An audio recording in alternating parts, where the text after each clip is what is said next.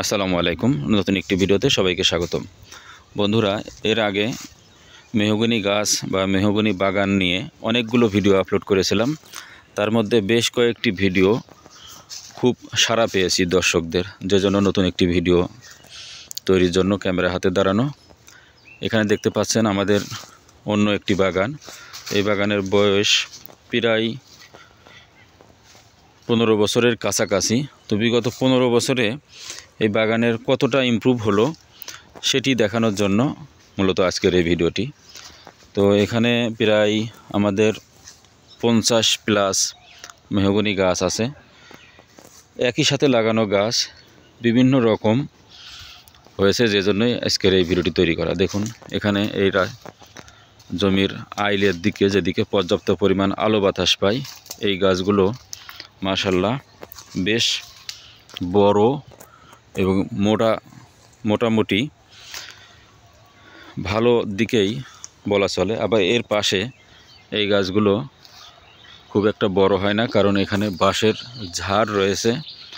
তো যে কোনো গাছই পর্যাপ্ত আলো বাতাস না পেলে সেখানে খুব একটা লাভজনক হয় না। তো আমরা এখানে বাঁশ বাগানের পাশে এই বাগানটি তৈরি করেছিলাম। মূলত বাঁশ বাগানের জন্য খুব একটা ফসল এখানে আমরা পেতাম না। তো যেহেতু ফসল পাই না, প্রতি জমি হিসাবেই এখানে মেহগনি গাছ বা মেহগনি বাগান তৈরি করেছিলাম। তো এখানে এই 50টি গাছের মধ্যে এখানে এই একটি এখানে আরেকটি গাছ মারা গিয়েছে। এখানে এই যে দুইটি, এদিকে এরকম 10 থেকে 15টি গাছ আমরা আশানুরূপ পেয়েছি। বাদবাকি খড়ি হিসাবেই বিক্রি করা হবে, অথবা খুব একটা লাভজনক হবে এরকম আশা করা যায় না।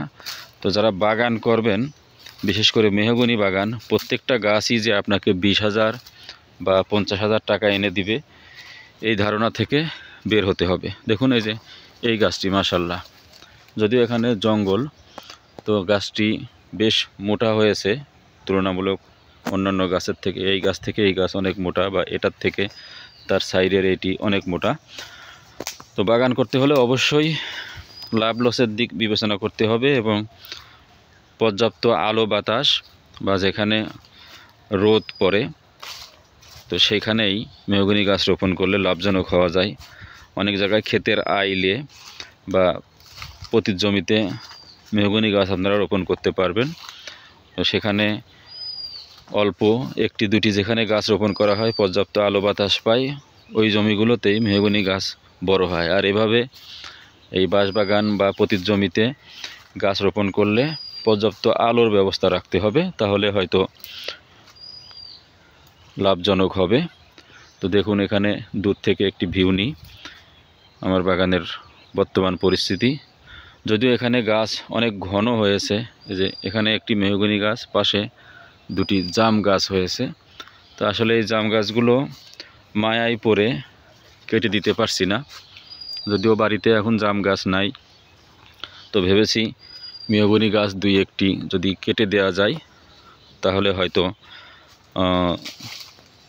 জাম হলেও হতে পারে। যে জন্য 1, 2, 3, 4টি জাম গাছ এখানে রেখে দিয়েছি মেহগনি বাগানের মধ্যে। যদিও কোনো ফল আশা করা যায় না, তারপরেও গাছগুলো আমরা রেখে দিয়েছি। যে কোনো গাছই কাটতে অনেক মায়া লাগে, এজন্য কাটা হয় না। তো আজকের মতন বিদায় নিচ্ছি, দেখা হবে পরবর্তী কোনো ভিডিওতে। সে পর্যন্ত আমাদের সঙ্গেই থাকুন। ধন্যবাদ। আসসালামু আলাইকুম।